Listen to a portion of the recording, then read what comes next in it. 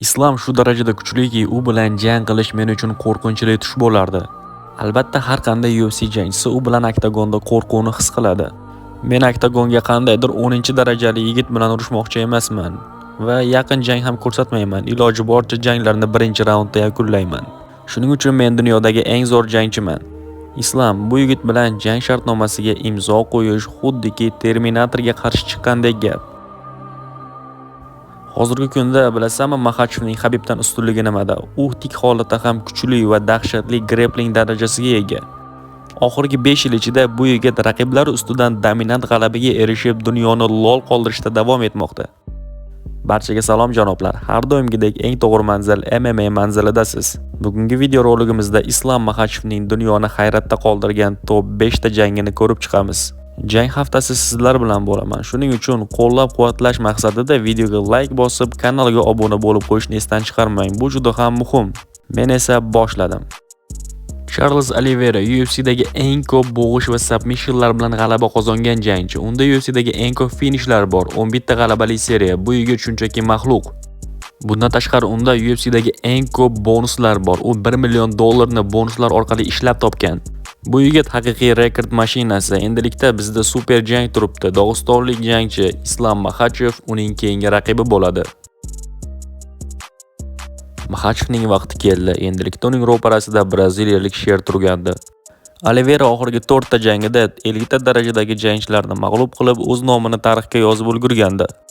Taniqli MMA sharhlovchisi Joe Rogan Oliveirani shunday deydi: "Jiu-jitsuda bu yigit istalganini bo'g'ib qo'yishga qodir. Unda qora belbog' bor. Men bu yigitni og'ir vazn jangchilarini bo'g'ib qo'yganini ham ko'rganman. U yaxshigina qiynoqqa sola oladi. Agar bu yigit sizning orqangizni oladigan bo'lsa, bu eng yomon tugashga olib boradi." Joe Rogan ta'kidlab o'tganidek, Oliveiraga qarshi jang qilish UFC tarixidagi eng kuchli bo'g'ma ilonlardan biriga to'qnash kelish degani edi. Va hatto UFC muxlislari ham Oliveira bilan Habib jang qilganda nima bo'lardi degan savolni o'rtaga tashlashayotgandi. Lekin shunga qaramasdan braziliyalik jangni rad etishda davom etmoqda edi. U 1-2 oy davomida Maxachev haqida hech nima demadi. Buni qo'rquv deyish xato. Charles hech qanday raqibdan qo'rqmaydi. U shunchaki risk qilishni xohlamagandi. Balki qalbining tubida u ham Maxachevning qanchalik xavfli ekanligini tushunib turgandi.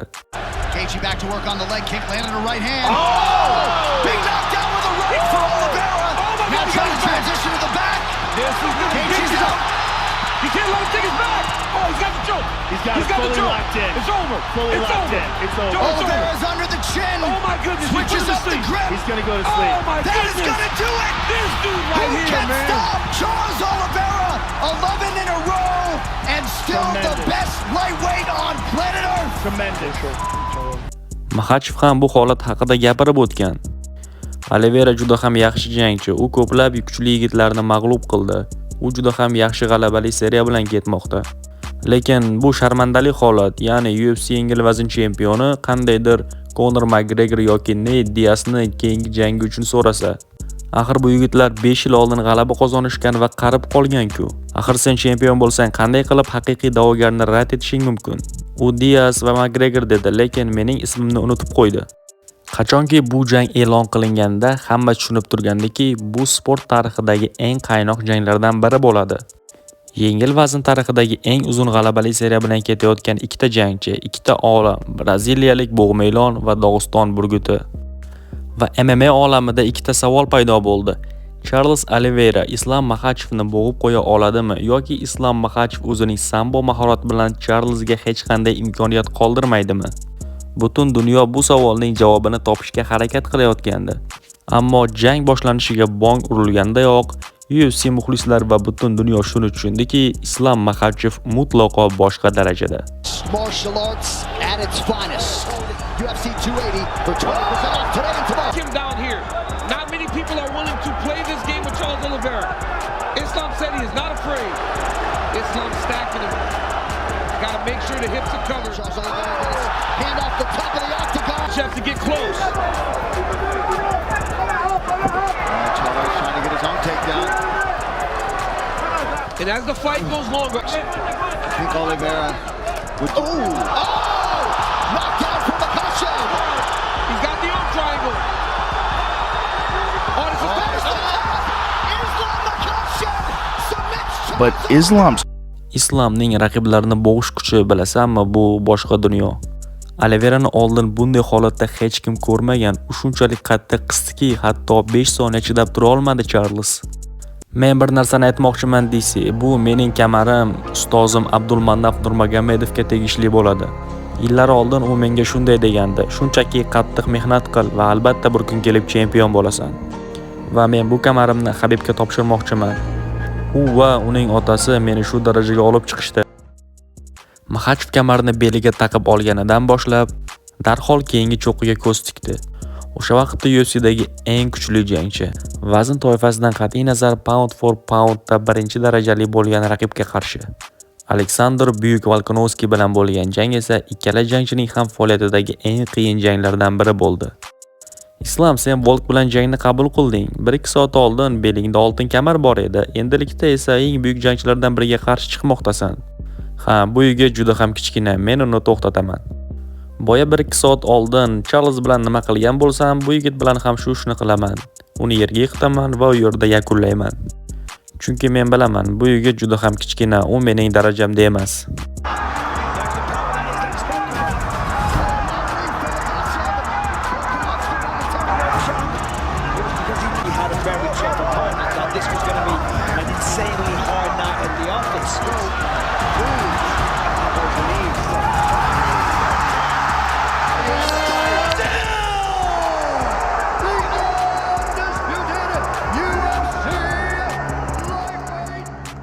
Volkanovski Garchi Islom g'alaba qozongan bo'lsa ham, Volkanovski Dog'istonlikni qanchalik zaif tomonlari borligini ko'rsatib qo'ydi.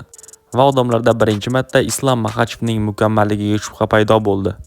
Muxlislar Dog'istonlik jangchidan bunday hakamlar qarori bilan g'alaba kutmagandi va nimanidir o'zgartirish kerak edi. Bu esa ikkinchi jangda sodir bo'ldi. Volkanovski, sen Islomning bu yerda Avstraliyaga qaraganda kuchliroq, chidamliroq va boshqacha darajada bo'lishiga ishonasanmi? Nima uchun bunday deyishingga sabab bormi? Chunki hozir u fevraldagi jangiga qaraganda ancha yaxshi formada. Yo'q, menga aniq sabab ayt. Nima? Bu yigitga 48 soat kamlik qiladimi vazn tashlashga? Unda ham kuchliroq bo'ladi deb o'ylaysanmi? Men esa bunga ishonmayman. Men senga buni o'zim ko'rsataman. Ertaga tunda o'zing guvohi bo'lasan buni Mittip akana. Bo'ldi, kamroq gapir. Nimani ko'rsatasan? Kamroq gapir. Ertaga tunda ko'rasan hammasini, do'stim. Volkanovski haqiqatan ham juda ham kuchli va nomdor jangchi edi. Balki u UFC tarixidagi eng buyuk jangchiga aylanishi ham mumkin edi, ammo birgina xato unga qimmatga tushdi. Bu esa uning 11 kunda jangni qabul qilgani edi.